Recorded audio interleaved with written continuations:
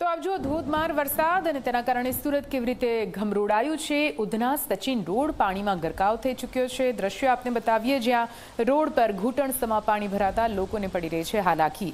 ઠેર ઠેર પાણી ભરાતા વાહન ચાલકોને પણ હાલાકીનો સામનો કરવો પડ્યો। રસ્તા પર જાણે નદીઓ વહેતી હોય તેવા દ્રશ્યો।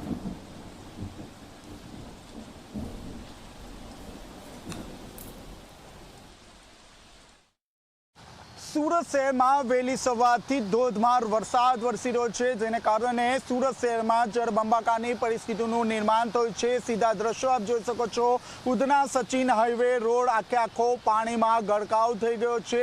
ઘૂંટણસમા પાણી ભરાઈ ગયા છે, જેને કારણે આખો જે રસ્તો છે તે રસ્તો બંધ હાલતમાં જોવા મળી રહ્યા છે। જે લોકો અહીંથી પસાર થઈ રહ્યા છે તેઓ BRTS રૂટમાં રોંગ સાઈડ ઉપરથી પસાર થવા માટે મજબૂર બની રહ્યા છે, કારણ કે આખો રોડ આપ જોઈ શકો છો બેડમાં ફેરવાઈ ગયો હોય તે રીતના દ્રશ્યો અહીં જોવા મળી રહ્યા છે।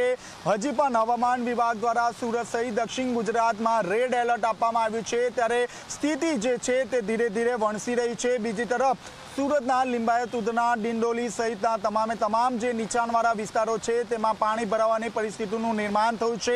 તંત્રની જે ટીમ છે તે ટીમ સતત દોડી રહી છે। બીજી તરફ જે રીતે રેડ એલર્ટ આપવામાં આવ્યું છે ત્યારબાદ સુરત મહાનગરપાલિકાના મ્યુનિસિપલ કમિશનર દ્વારા SDRF અને NDRFની જે ટીમ છે તે ટીમ સુરત ખાતે મોકલી આપવામાં આવી છે। અને ખાસ કરીને વાત કરીએ તો 9 જેટલા મોટા વોટર પંપ જે છે તે નીચાણવાળા વિસ્તારમાં ડિપ્લોય કરી દેવાની નોબત આવી છે। આપ જોઈ શકો છો જીવના જોખમે જે વાહન ચાલકો છે તે આ રસ્તા પરથી પસાર થઈ રહ્યા છે।